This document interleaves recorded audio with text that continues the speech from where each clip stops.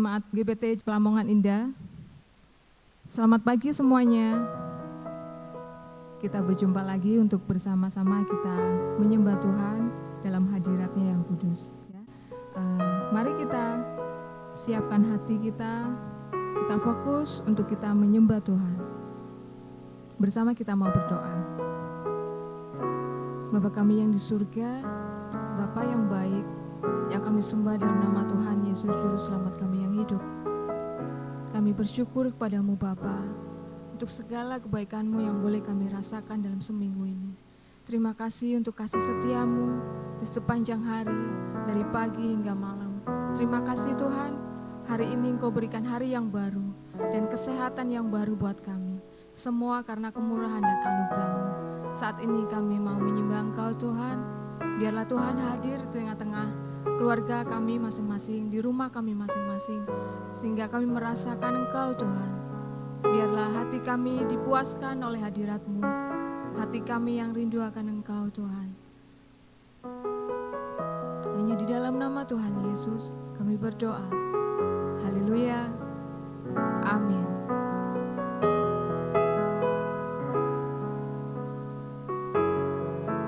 Kau sungguh baik ya Tuhan.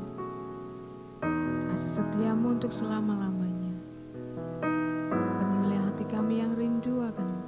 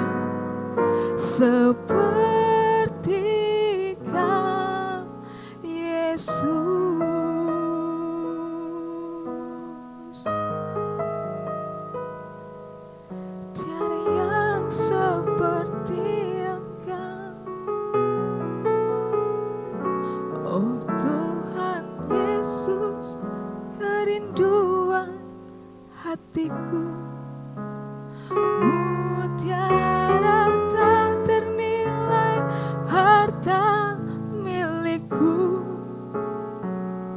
Keindahanmu memudarkan dunia, di mataku Engkau termulia. Oh Tuhan Yesus, kerinduan hatiku, mutiara tak ternilai, harta milikku. Keindahanmu memudarkan dunia, di mataku Engkau termulia. Oh Tuhan Yesus, kerinduan hatiku, mutiara tak ternilai, harta milikku. Keindahanmu memudarkan dunia, di mataku Engkau termulia, di mataku Engkau termulia, di mataku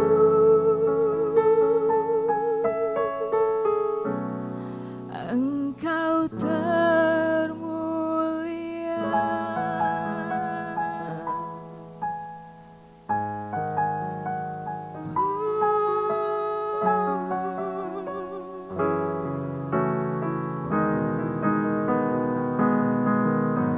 Sungguh indah Kau Tuhan, sungguh mulia aku. Ajaib perbuatanmu, sungguh indah Kau Tuhan, sungguh mulia aku. Ajaib perbuatanmu, Kau yang layak ditinggikan, Kau yang layak disembah, Kau yang layak ditinggikan, Kau yang layak disembah, Yesus.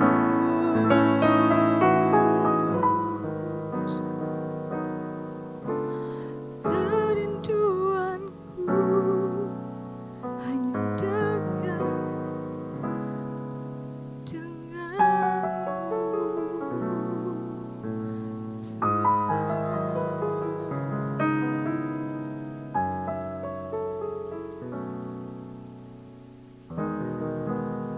Tuhan. Ya Tuhan, terima kasih kami diberikan kesempatan untuk kami boleh menyembah Tuhan pagi hari ini.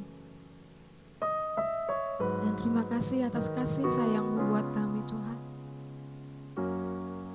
Biarlah di setiap hari-hari kami terus merindukan Engkau Tuhan. Kami terus datang sujud di hadapan-Mu, merendahkan diri, menyembah Engkau Tuhan. Dan ajar kami untuk mengenal lebih lagi Engkau, mengenal pribadi-Mu melalui firman Tuhan yang akan kami dengar nanti. Sebentar lagi yang akan disampaikan oleh Bapak Gembala kami, Bapak Sandy. Tuhan yang sudah mengurapi beliau, Tuhan yang pakai beliau untuk menjadi saluran berkat-Mu Tuhan, menjadi saluran isi hati-Mu untuk kami semua. Dan biarlah Tuhan kami juga dimampukan untuk kami menghidupi setiap firman-Mu yang sudah kami dengar, yang sudah kami tahu. Terima kasih Bapa, terima kasih banyak. Hanya di dalam nama Tuhan Yesus kami berdoa. Haleluya, amin. Selamat mendengarkan firman Tuhan. Shalom Bapak Ibu Saudara, kita bertemu kembali pada hari ini dan kembali kita akan belajar firman Tuhan bersama-sama ya. Kita masih ada di dalam kerangka tema yaitu memaksimalkan umur menjadi manusia Allah. Saudaraku, kita telah bicara tentang 3 tokoh yang menggunakan umur hidupnya secara maksimal untuk menjadi pribadi yang berkenan kepada Tuhan. Dan mereka ini menjadi orang-orang yang dipakai oleh Tuhan untuk mewujudkan atau menjalankan rencana Tuhan dan kehendak Tuhan. Mereka itu adalah Musa, Yosua, dan Samuel ya. Anda yang mungkin belum mengikuti minggu lalu, silahkan melihat video sebelumnya ya. Nah, kita bahkan mempelajari bahwa Samuel ini menjadi pribadi yang istimewa sejak dia masih anak-anak ya. Saudaraku, karena itu saya mengajak Anda yang saat ini masih anaknya masih kecil ya, doakanlah mereka supaya mereka bisa menjadi anak-anak yang istimewa di mata Tuhan sejak usia mereka masih dini, ketika mereka masih anak-anak ya. Nah, bagaimana dengan Bapak Ibu Saudara yang anak-anaknya sudah terlanjur besar atau menjadi dewasa? Mari kita belajar percaya, saudaraku, bahwa belum terlambat untuk berdoa ya. Saya ceritakan, saudaraku, ada satu orang tokoh ya, seorang ibu yang hebat, namanya adalah Ibu Monica ya. Ibu Monica ini, saudaraku, mempunyai suami dan juga ibu mertua yang kasar ya, gampang marah, gampang memaki-maki. Nah, Ibu Monica ini mendoakan suaminya dan juga mendoakan ibu mertuanya. Cukup lama ya, bertahun-tahun dia berdoa. Tetapi akhirnya apa, saudaraku? Suaminya dan ibu mertuanya kemudian bertobat, percaya kepada Tuhan ya, dan hidupnya diubahkan ya. Namun demikian, tugas Ibu Monica untuk berdoa ternyata belum selesai, saudaraku ya. Kenapa? Karena dia mesti berdoa untuk anaknya ya. Anaknya ini bernama Agustinus ya. Anda tentu tidak asing dengan nama Agustinus. Agustinus ini, saudaraku, anak Ibu Monica ini ya, hidupnya ini tidak benar, saudaraku. Dia menjadi seorang anak berandalan ya, dan dia hidup dalam pergaulan yang bebas. Sehingga apa? Sehingga hanya dia ini punya anak di luar pernikahan ya. Nah, bahkan si Agustinus ini terjerumus ya di dalam ajaran gnostik ya. Dan ini menyedihkan hati Ibu Monica. Nah, karena tahu hati ibunya susah, so Agustinus memilih untuk pergi meninggalkan rumah ya. Mereka ini tinggal di satu kota di daerah Afrika Utara yang disebut kota Kartago ya, dan Agustinus kemudian berangkat ke Italia, ke Roma ya. Nah, Ibu Monica kemudian berkonsultasi dengan hamba Tuhan ya, dan kemudian dia dinasihati, susul anakmu, doakan dia ya. Akhirnya Ibu Monica ini pergi menyusul anaknya Agustinus ke Italia, dan dia terus berdoa untuk Agustinus tuh, sampai kemudian menjelang akhir hayatnya, saudaraku, Agustinus ini bertobat dan kemudian menjadi hamba Tuhan dan menjadi tokoh yang besar di dalam sejarah gereja yes, yang kemudian dikenal dengan nama Santo Agustinus. Nah, menjelang akhir hayatnya, saudaraku, Ibu Monica ini berkata kepada anaknya, anakku, bagi ibu sudah tidak ada satu apapun di dunia ini yang memikat hatiku ya, sebab ibu tidak tahu untuk apa mesti hidup lebih lama. Segala harapan di dunia ini buat ibu sudah terkabul melihat engkau ya bertobat dan bahkan engkau menyerahkan dirimu untuk menjadi hamba Tuhan ya. Sudah menyenangkan buat hati ibu ya. Nah, setelah itu Ibu Monica ini menghembuskan nafas terakhirnya, dan itu dicatat ya di dalam catatan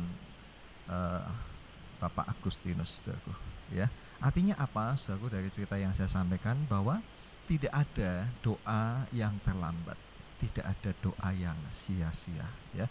Jadi berdoalah terus untuk anak-anak walaupun mereka sudah dewasa ya. Tidak ada perkara yang mustahil buat Tuhan ya.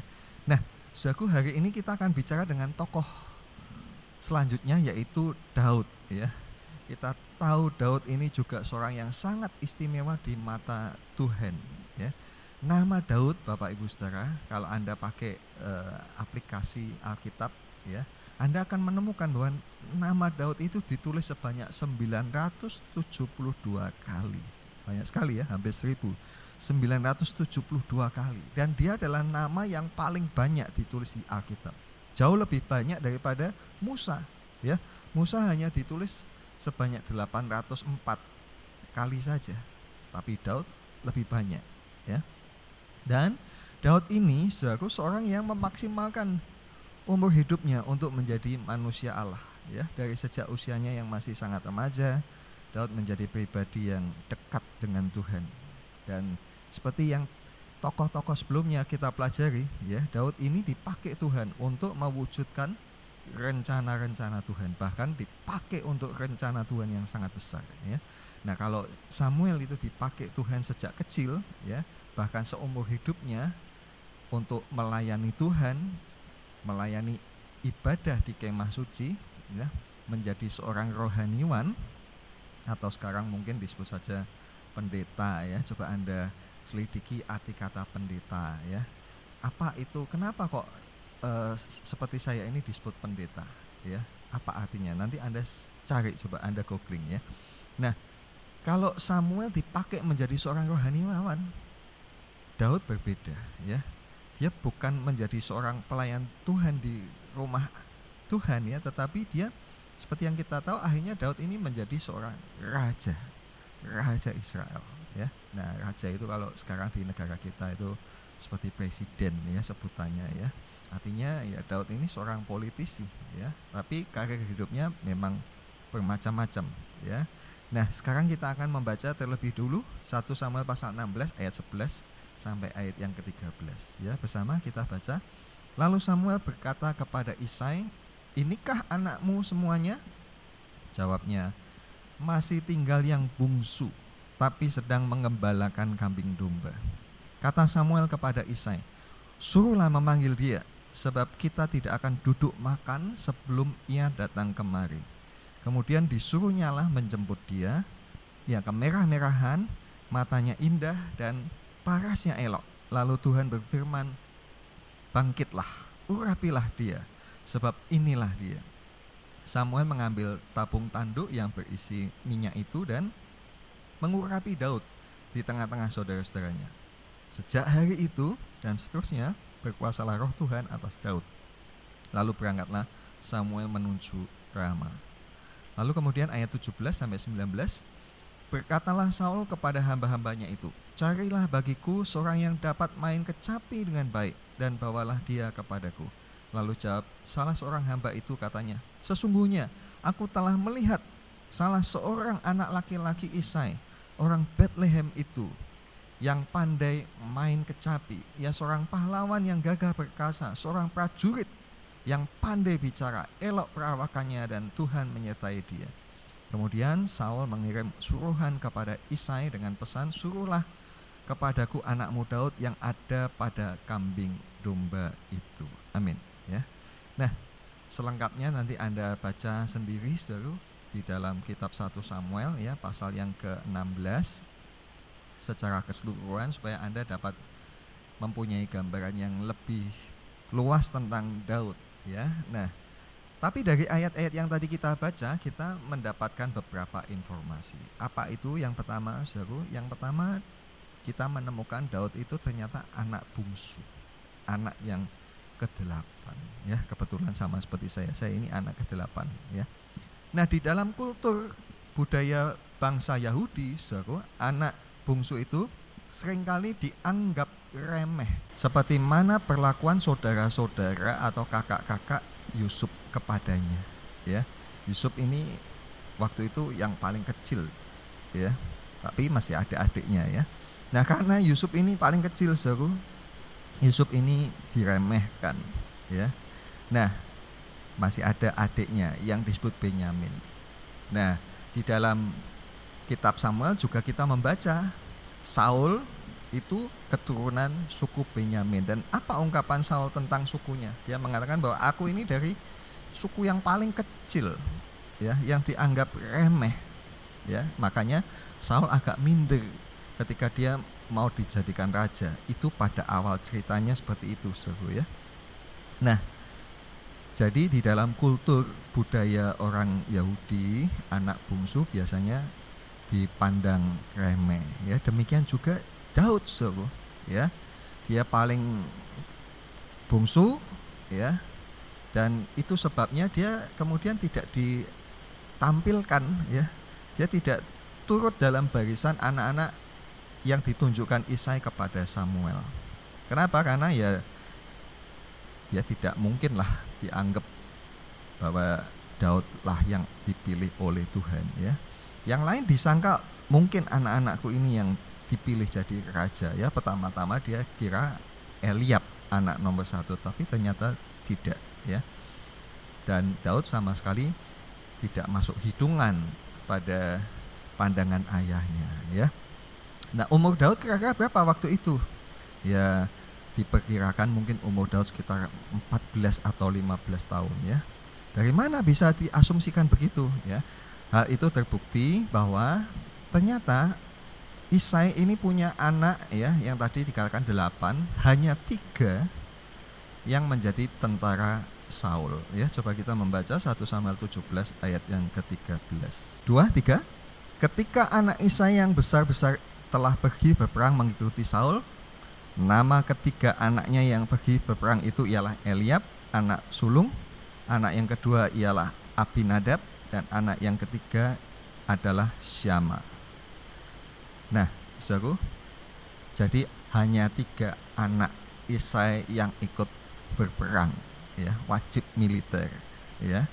Nah, syarat untuk menjadi seorang tentara, saudara, itu sudah ditulis di dalam kitab Bilangan, yaitu umur 20 tahun, ya. Coba kita baca Bilangan 1 ayat yang ketiga. Yang berumur 20 tahun ke atas dan yang sanggup berperang orang demi orang, engkau ini beserta Harun haruslah mencatat mereka menurut pasukannya masing-masing. Amin. Jadi di dalam tradisi yang Tuhan suruhkan, saudara, seorang dianggap dewasa kalau dia berumur 20 tahun. Kalau dia sudah 20 tahun, dia wajib militer, ya. Diwajibkan untuk ikut pergi berperang, ya, sejak dari zamannya Musa itu. Nah, kalau begitu, ya, 3 orang saudara atau kakak Daud yang paling besar itu pasti di atas 20. Jadi dapat diasumsikan anak Isai yang nomor 4 itu umur 19, yang nomor 5 umur 18, yang nomor 6 17, yang nomor 7 16,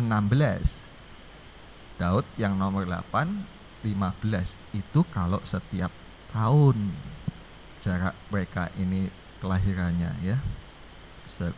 Jadi dapat diasumsikan sekali lagi umur Daud sekitar 15 atau mungkin di bawahnya, ya. Nah, sebagai yang paling kecil ini, Daud diberi tugas untuk menjaga kambing domba. Kenapa? Karena ya dianggap ini pekerjaan yang paling gampang lah, paling remeh, ya, dianggap paling mudah. Tetapi apakah benar bahwa menggembalakan kambing domba itu seremeh dan semudah itu? Nah, ini nanti yang akan kita ulik pada hari ini, ya. Fakta berikutnya apa? Daud ini tadi kita baca ternyata terkenal sebagai seorang yang pandai main kecapi, ya. Ketika Saul sering diganggu oleh roh jahat, ya, dia gusar, ya. Kemudian penasihatnya mengatakan, lebih baik Tuhanku raja suruh orang cari pemain musik untuk hiburan. Lalu Saul menyetujui usul itu. Ya, coba cari. Lalu ada yang mengatakan, oh, aku tahu itu ada seorang anak dari Isai, ya. Jadi Daud ini cukup terkenal sebagai seorang pemain kecapi pada saat itu, ya. Dan tadi kita juga membaca Daud ini penampilannya apa? Menarik, ya. Tadi dikatakan wajahnya kemerah-merahan, ya, parasnya elok, ya. Tadi kemudian yang diceritakan juga oleh anak buah Saul juga dikatakan seorang pahlawan yang gagah perkasa, artinya ya postur tubuhnya pasti atletis begitu ya, sterak gitu loh orang bilang ya, perkasa ya. Dan dikatakan dia pandai berkata-kata ya. Pandai berkata-kata ini bukan berarti seorang yang pandai bersilat lidah ya, tapi saya mengasumsikan ya, Daud seperti yang kita baca dalam Mazmur-mazmurnya, Daud itu selalu menggunakan puisi-puisi yang indah. Jadi dikatakan pandai berkata-kata, mahir berkata-kata, itu pandai menyusun puisi-puisi yang indah ya. Nah, itu fakta-fakta yang kita temukan tentang Daud dari ayat-ayat yang kita baca ya.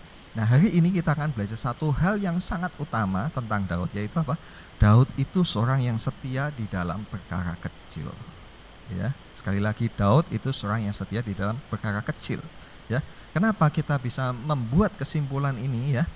Tadi kita membaca Daud ini ya ditugaskan untuk menggembalakan kambing domba ya. Kenapa dia? Ya dianggap pastilah itu kerjaan paling gampang yang bisa dilakukan oleh seorang anak kecil ya.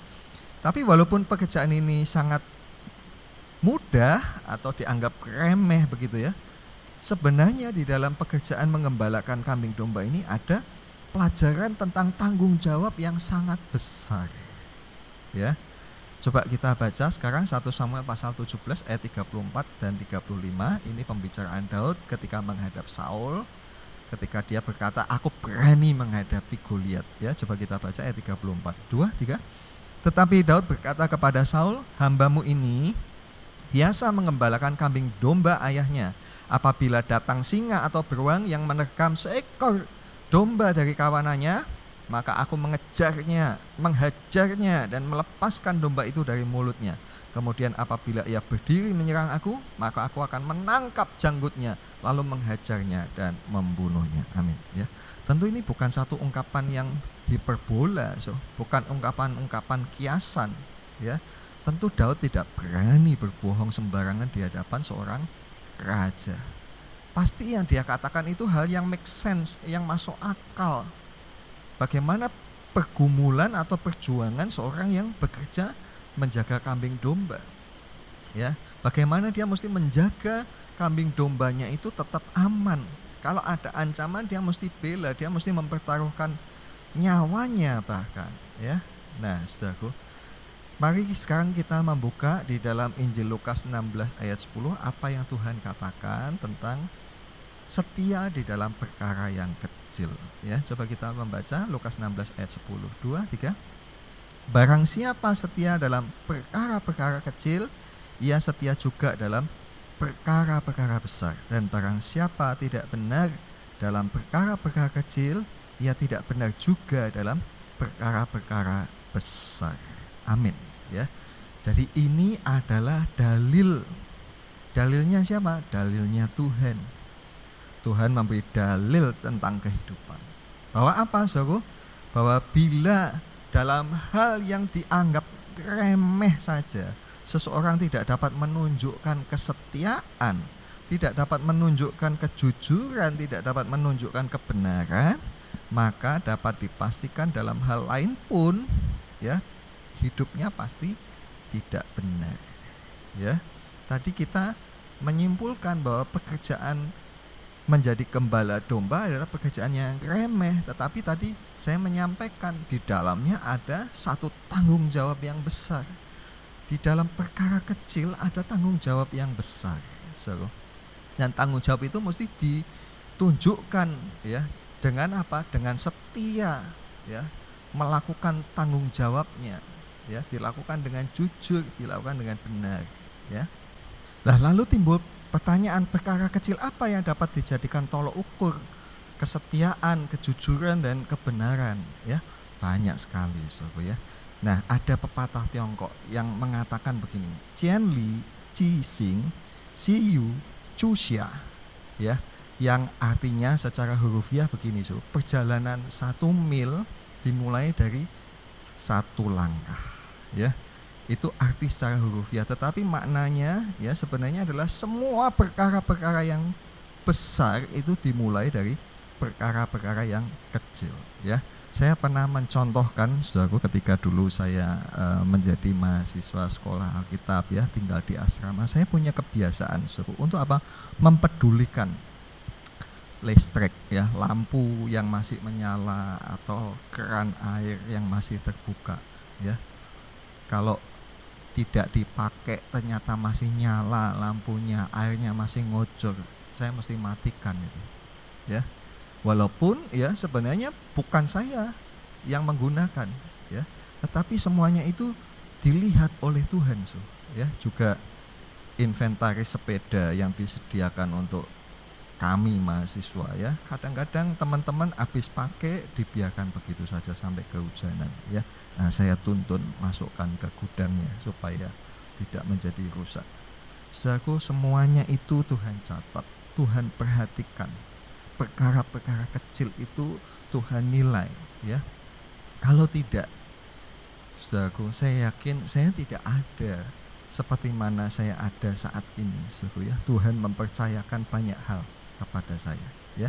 Nah, saudaraku, di dalam Lukas pasal 16 ayat 11 dan 12, jadi tadi kita membaca ayat yang ke-10 kan ya, bahwa siapa yang tidak setia perkara kecil, tidak setia juga dalam perkara besar. Nah, sekarang kita baca kelanjutannya ayat 11 dan 12 bersama, kita baca 2, 3. Jadi jika kamu tidak setia dalam hal mamon yang tidak jujur, siapakah yang akan mempercayakan kepadamu harta yang sesungguhnya? Dan jikalau kamu tidak setia dalam harta orang lain, siapakah yang akan menyerahkan hartamu sendiri kepadamu? Amin. Jadi perkara-perkara kecil apa yang menjadi tolok ukur Tuhan, yang dinilai, dicatat oleh Tuhan? Sebenarnya kita sih tidak perlu meraba-raba tentang apa ya. Ayat ini sudah memberi kita jawaban yang definitif ya. Hal kecil apa yang Tuhan maksud? Ternyata soal mamon ya. Mamon itu kita tahu itu soal uang ya. Jadi kalau orang itu tidak dapat setia, tidak dapat jujur, tidak dapat benar dalam hal keuangan, sudah dapat dipastikan orang itu pasti juga tidak akan setia, tidak akan jujur, tidak akan benar di dalam perkara-perkara yang lain yang lebih besar ya. Dan orang itu susah untuk dipercaya, sukar untuk dipercaya oleh manusia, apalagi oleh Tuhan ya. Jadi kita mesti menjadi pribadi yang setia ya, jujur dan benar dalam hal keuangan, saudaraku ya. Makanya saya juga suka berkata kepada anak-anak saya, kalau misalnya disuruh kembaliannya besar atau kecil mesti dikembalikan.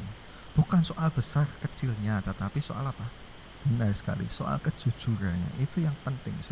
Soal nanti saya mau kasih ke dia, itu soal yang lain ya. Yang penting adalah orang mesti jujur, anak mesti dididik jujur, kita juga mesti jujur ya di dalam kehidupan kita ini ya. Mari kita jujur dalam soal keuangan ya. Bapak Ibu Saudara yang menjadi karyawan, Anda yang mesti jujur ya. Anda yang dipercaya menjadi apa di satu perusahaan, coba gunakan ya kepercayaan itu sebaik-baiknya ya. Kenapa saudaraku Daud memilih Daud untuk menjadi raja ya? Bukankah kakak-kakaknya ya dipandang lebih pantas? Eliab yang nomor 1, wah dia paling tampan ya, dan perawakannya tinggi, gagah ya, sehingga Samuel juga berpikir, wah ini cocok ini jadi raja. Karena apa? Karena patokannya Samuel itu Saul. Saul itu seorang yang punya perawakan yang ganteng, tinggi, gagah, lebih tinggi dari teman-teman sebangsanya yang lain ya. Mungkin yang lain itu mengalami stunting ya, atau mungkin bahasa kasarnya kuntet. Tapi Saul ini wah tinggi ya, jangkung begitu atau longgor ya orang Jawa bilang ya, ganteng lah, hebat ya. Nah ketika Eliab ini muncul, Samuel berpikir wah ini cocoknya, ini dia orangnya ya. Tapi Tuhan berkata jangan lihat rupanya, jangan lihat perawakannya, aku sudah menolak dia ya. Tentu Tuhan punya alasan kenapa Tuhan tidak memilih Eliab ya, walaupun tidak diceritakan ya.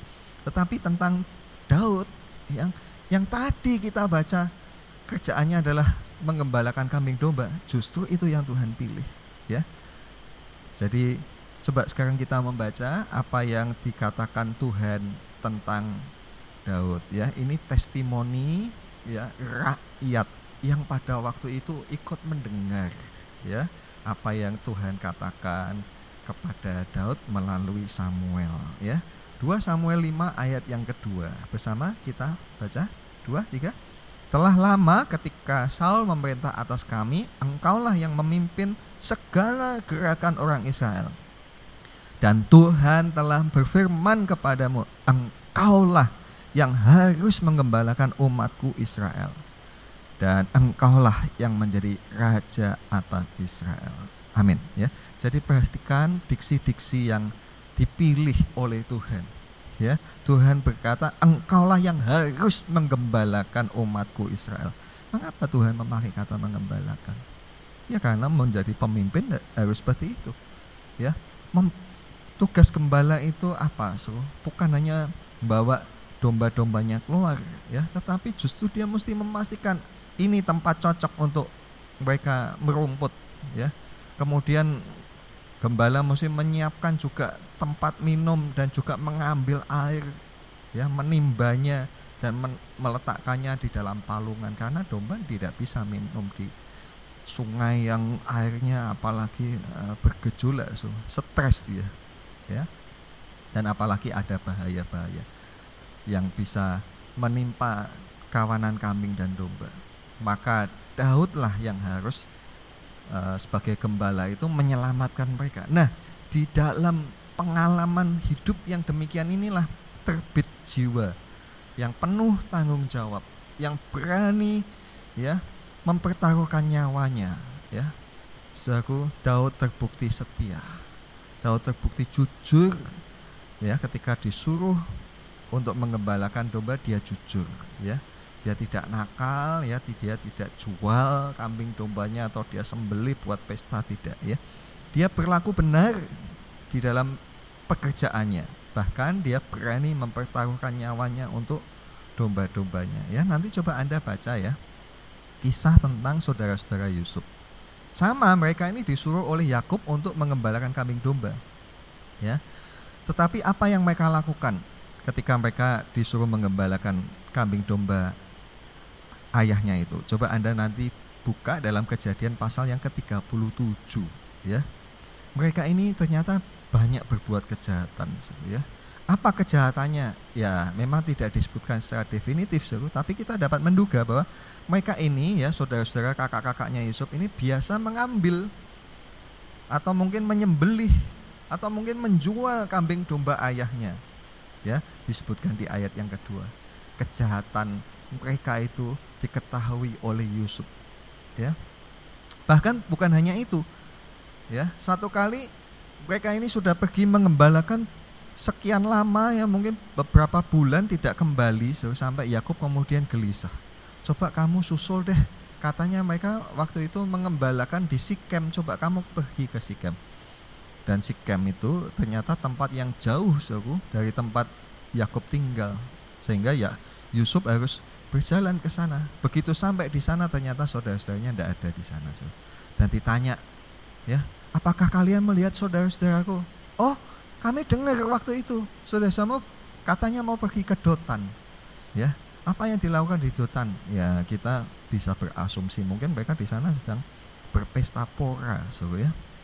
Jadi, saudaraku, nampaklah, ya, perbuatan-perbuatan yang dilakukan saudara-saudara Yusuf ini tidak jujur, tidak benar, ya. Indikasinya apa? Indikasinya ketika mereka datang kepada Yakub melaporkan tentang Yusuf, yang cerita mereka karang, ya, saudara. Mereka katakan kepada Yakub bahwa, wah, inikah jubah anakmu yang kau kasihi itu, ya. Nah, jubahnya Yusuf ini ternyata sudah dicelupkan pada darah kambing. Yang kita baca, ya, mereka mengambil seekor kambing lalu mencelupkan jubah itu ke dalam darah kambing, ya. Mereka membohongi ayahnya, ya. Dengan gampangnya mereka nyembelihin, ya, kambing domba. Pasti ini bukan pertama kali mereka lakukan, ya, pasti berkali-kali, ya. Dan mereka dengan beraninya, dengan teganya membohongi ayahnya. Mereka katakan adik mereka ini telah diterkam oleh binatang buas. Ya. Nah itu contoh-contoh yang kontras dengan kepribadian Daud. Ya. Mengapa Daud kemudian dipercaya menjadi raja Israel? Ya. Nah sekarang kita membaca suruh Lukas pasal 19 ayat 16 sampai 17 ya. Kita baca 2, 3. Orang yang pertama datang dan berkata, Tuan, mina tuan yang satu itu telah menghasilkan 10 mina. Katanya kepada orang itu, baik sekali perbuatanmu itu, hai hambaku yang baik. Engkau telah setia dalam perkara kecil, karena itu terimalah kekuasaan atas 10 kota. Amin. Ya. Jadi perumpamaan ini bukan perumpamaan talenta ya, suruh. Kita seringkali hafalnya atau familiar dengan perumpamaan talenta. Ini perumpamaan uang mina ya. Jadi ada seorang tuan ya, dia punya 10 mina dan dia panggil 10 orang hambanya. Ya, kalau dalam perumpamaan talenta ada 3 hamba ya. Ada yang dikasih 5, ada yang dikasih 2, ada yang dikasih 1. Tapi di perumpamaan mina ini masing-masing hamba mendapatkan 1 mina. Ya. Dan dari 1 mina yang dibagikan itu ada hamba-hamba yang datang kemudian ketika tuan ini menjadi raja.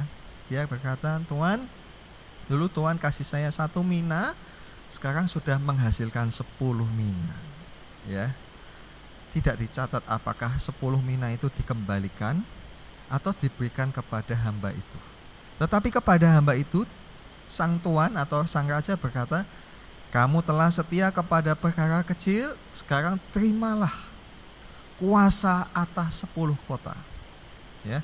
Nah, saudara, dari kisah ini kita harus memperhatikan apa?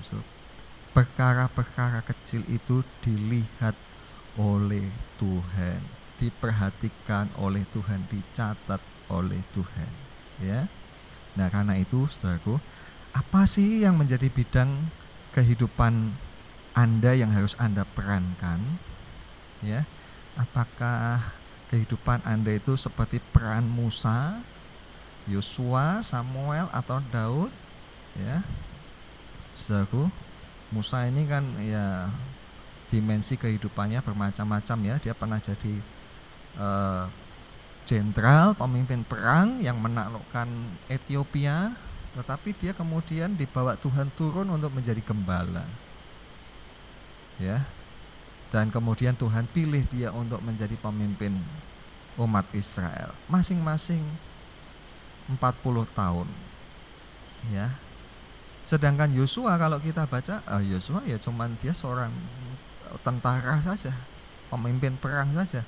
Ketika dia pertama kali dikenalkan sampai kemudian selesai kisah hidupnya, dia seorang tentara. Ya. Sedangkan Samuel dari sejak kecil kita baca, kita pelajari, dari sejak kecil dia melayani Tuhan. Nah, Daud hampir mirip dengan Musa ya. Daud ini kecilnya apa? Dia seorang gembala domba. Setelah itu dia menjadi prajurit. Ya. Mengalahkan Goliat. Ya, prestasi pertamanya, dan setelah itu dia memimpin banyak peperangan dan menang. Ya, sampai akhirnya dia menjadi raja, ya. Jadi ada peran dalam bidang-bidang kerohanian, ada juga peran-peran dalam bidang sekuler, ya, saudara. Apapun yang kita perankan, saudara, tugas tanggung jawab kita ini mari kita lakukan dengan setia, dengan jujur dan dengan benar.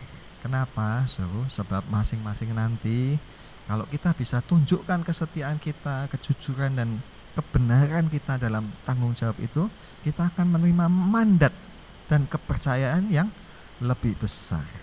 Ya. Dengan kata lain kita akan mendapat promosi dari Tuhan yang adalah tuannya kita, ya. Coba kita membaca surat Kolose pasal 3 ayat 23 sampai 25. Bersama yuk kita baca. 2, 3. Apapun juga yang kamu perbuat, perbuatlah dengan segenap hatimu seperti untuk Tuhan dan bukan untuk manusia. Kamu tahu bahwa dari Tuhanlah kamu akan menerima bagian yang ditentukan bagimu sebagai upah. Kristus adalah Tuhan dan kamu hambanya. Barang siapa berbuat kesalahan, ia akan menanggung kesalahan itu karena Tuhan tidak memandang orang. Amin. Ya. Jadi sekali lagi Saudara, apa yang kita lakukan mesti kita lakukan dengan setia, jujur dan benar. Karena apa? Karena Tuhan itu yang akan memberikan upah, yang akan memberikan bagian bagi kita masing-masing, termasuk juga promosi kita ya. Saya beri contoh saudaraku ya, misalnya Anda ini bekerja ya, Anda kerjanya apa? Misalnya jual makanan misalnya ya. Kalau Anda jual makanan ya, berjualan makanan atau masakan, kalau Anda itu kerjakan dengan baik ya, Anda jaga itu higienitasnya ya, kebersihannya ya. Sekarang ini kan banyak sekali ya saudaraku, video-video viral yang macam-macam, bagaimana makanan itu dipalsukan, dikasih pengawet atau dikasih pewarna atau apa segala macam. Ya, ketika kita menjadi seorang yang berjualan makanan, kita jaga kebersihannya, kita jaga kualitasnya dengan benar, ya. Tidak kita kasih yang ya tidak baik, kita tidak curangi, ya. Misalnya kalau pakai gula ya betulan gula, bukan pemanis ya. Misalnya kita katakan tidak pakai pengawet, ya mesti benar tidak pakai pengawet. Semuanya itu Tuhan perhatikan, Tuhan lihat. Ya. Nah, kalau Tuhan lihat saudara dan Anda didapati Tuhan itu setia, jujur, benar, Tuhan sendiri yang akan memberkati jualan Anda itu. Usaha Anda akan diberkati Tuhan dan menjadi laris, dicari banyak orang. Ya. Tapi kalau misalnya Anda dalam pekerjaan itu Anda tidak jujur, ya misalnya Anda curangi, bahkan mungkin jorok, mungkin pembeli tidak tahu, tapi mata Tuhan melihat. Ya, yang seperti itu tidak akan Tuhan berkati. Ya, tadi dikatakan, ya, barang siapa berbuat salah, ia akan menanggung salahnya sendiri. Jadi jangan kira saudara, orang yang bekerja misalnya seperti jualan itu tidak benar, saudara. Ya, suatu saat bisa dapat masalah ya. Bisa meracuni orang dan sebagainya ya, dan dia akan memikul tanggung jawabnya sendiri. Tuhan tidak akan bela-bela yang seperti itu ya. Nah, yang lain lagi saudara, misalnya Anda ini kerja di satu perusahaan, saudara. Bekerjalah dengan jujur, dengan setia. Ya, jangan menyelewengkan segala sesuatu, jangan menyelewengkan waktu. Ya, kadang-kadang kan sekarang banyak orang waktunya kerja, enggak kerja, apalagi enggak ada bos, ya suruh seenaknya, ya. Atau mungkin menyalahgunakan aset, ya. Misalnya kalau di kantor ya, dipakai itu internetnya untuk yang macam-macam, atau teleponnya, atau mungkin mobil yang mestinya untuk perusahaan, tapi ya banyaklah ya model-model yang main-main begitu. Saudara, Tuhan itu melihat dan mencatat, ya. Segala perbuatan kita ini akan dicatat, ya. Sebaliknya, saudara, misalnya Anda sudah jujur, sudah benar, ya. Sementara ada teman-teman Anda yang perbuatannya tidak jujur, kerjanya tidak jujur, bahkan mungkin mereka ini suka mencari muka kepada pimpinan, bahkan mereka ini menjelek-jelekkan Anda. Saudara, Anda jangan menjadi gelisah, Anda jangan jengkel, tapi tetaplah percaya. Sebab apa? Tuhan itu melihat segala sesuatu. Ya, pada saatnya nanti kebenaran akan dibuka. Ya, dan Tuhan yang melihat, Tuhan itu yang mencatat, Tuhan itu yang juga tadi dikatakan akan memberikan kita promosi. Dia yang akan memberkati karir hidup Anda. Dia yang akan angkat Anda. Ya, bisa di tempat itu atau mungkin di tempat yang lain. Ya, Tuhan punya segala macam cara. Ya, nah dalam hal misalnya kerohanian, ya, seperti saya misalnya menjadi seorang hamba Tuhan. Ya, saya menjadi hamba Tuhan yang sepenuh waktu. Atau mungkin saudara-saudara yang juga ikut melayani di tempat kita ini, ya, melayani sebagian waktu, ya. Kita bekerja tapi sebagian waktunya kita juga persembahkan untuk Tuhan. Semua yang kita kerjakan ini mesti kita kerjakan juga dengan setia, ya. Semua yang kita kerjakan ini sebenarnya perkara-perkara yang kecil, Bapak Ibu Saudara. Ya, apa yang Tuhan percayakan kepada kita ini perkara-perkara yang sederhana. ya. Walaupun mungkin kita dikasih talenta yang hebat, mungkin kita juga diberi karunia-karunia, ya. Semuanya itu di hadapan Tuhan perkara-perkara kecil, ya. Tuhan juga percayakan kepada kita jiwa-jiwa untuk kita layani, ya. Misalnya anak-anak sekolah minggu, itu adalah jiwa-jiwa yang harus Anda layani, ya. Jiwa-jiwa yang masih kecil-kecil, lakukan dengan tekun, dengan setia, dengan benar, dengan sebaik-baiknya, ya. Begitu pula yang melayani misalnya musik atau memimpin pujian, ya. Walaupun sekarang ini pandemi, ya, kadang-kadang kita ini suka berpikirnya ya sudah kita buat yang sederhana karena keterbatasan ini dan itu. Tapi mari kita tetap, walaupun mungkin kita mimpin cuma satu lagu, berikan yang terbaik, kasih persiapan yang baik, ya. Begitu pula dalam ibadah-ibadah komsel dan sebagainya, layani sebaik-baiknya, ya. Dan juga dalam pelayanan-pelayanan yang lain, misalnya mendoakan orang, kemudian bersaksi, mari kita lakukan, sebab semuanya itu Tuhan perhatikan dan Tuhan catat. Apa yang kita lakukan perkara-perkara kecil ini nanti akan dikasih Tuhan perkara besar kalau kita jalankan dengan jujur, dengan setia, dan dengan benar, ya. Bahkan nanti kelak, di dalam kerajaannya, kalau Tuhan Yesus menjadi raja di atas segala raja di muka bumi ini, kita semua yang melayani dengan setia, dengan jujur, dengan benar, kita akan diberi Tuhan kepercayaan untuk ikut memerintah bersama dengan Dia, ya. Saya tidak tahu kita dikasih kepercayaan seberapa besar, ya. Tetapi apa yang Tuhan katakan ikut memerintah itu pasti terjadi, ya. Karena itu mari saudaraku, ya, hari ini kita belajar dari Daud tentang apa? Setia dalam perkara-perkara yang kecil. Mari setia, mari jujur, mari lakukan dengan benar. Tugas, profesi, peran kehidupan Anda jalankan sebaik-baiknya, ya. Kita semua, termasuk juga saya, mesti jalankan yang sebaik-baiknya. Karena apa? Karena Tuhan melihat, ya. Mari kita datang kepada Tuhan, ya, biar Tuhan menolong kepada kita semua, ya. Bapa yang di surga, terima kasih buat hari ini kami telah belajar dari firman-Mu, kami telah belajar dari hamba-Mu Daud, seorang yang pada waktu itu masih muda, yang masih remaja bahkan, yang menunjukkan kesetiaannya di dalam pekerjaannya. Ketika dia disuruh oleh ayahnya mengembalakan kambing domba, dia jalankan dengan tekun, dengan setia, dengan benar, bahkan dia berani mempertaruhkan nyawanya untuk domba-dombanya. Itu sebabnya Tuhan memilih dia menjadi raja di kemudian hari. Tuhan, kami juga belajar dari firman-Mu, perkataan Tuhan sendiri, yang Tuhan katakan siapa setia dalam perkara kecil, dia juga akan setia dan benar dalam perkara yang besar. Sebaliknya, siapa yang tidak setia, tidak benar dalam hal kecil, dia juga tidak akan setia dan benar dalam perkara yang besar. Apa yang Tuhan nyatakan kepada kami semuanya jelas. Ajar kami Tuhan dalam setiap peran kami masing-masing, kami lakukan dengan tanggung jawab, dengan kesetiaan dan dengan kejujuran. Kami percaya Tuhan, daripada-Mu lah kami beroleh berkat, beroleh rezeki, beroleh promosi, beroleh kepercayaan-kepercayaan yang besar. Bukan karena hebat kuat kami, tetapi karena Tuhan memberkati kami.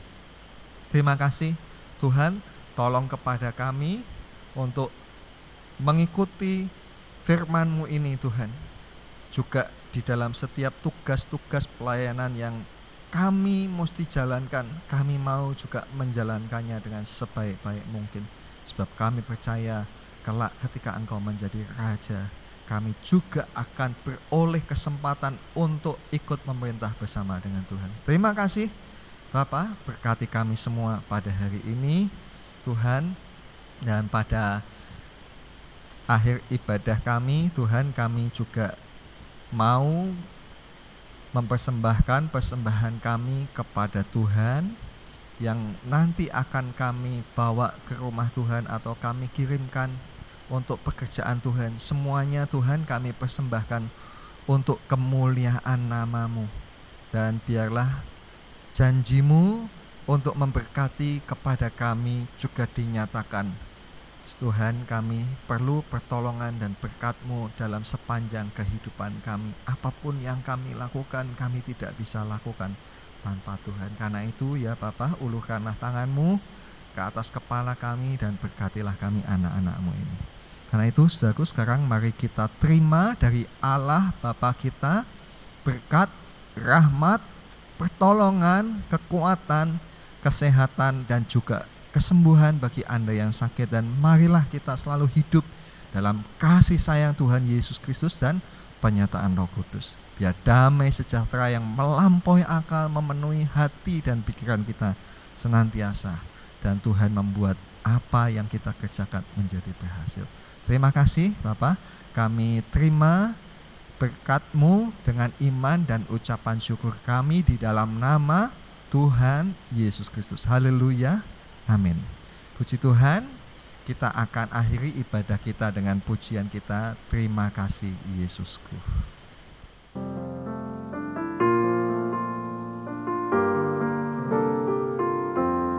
Terima kasih Yesusku, terima kasih Yesusku, puji syukur hanya bagi Tuhanku.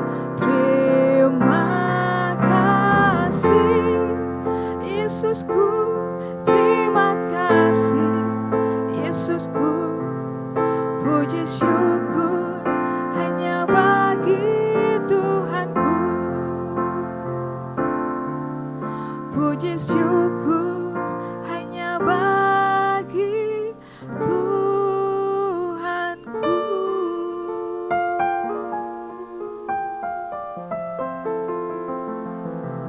Selamat bertemu di ibadah selanjutnya. Tuhan Yesus memberkati kita semua.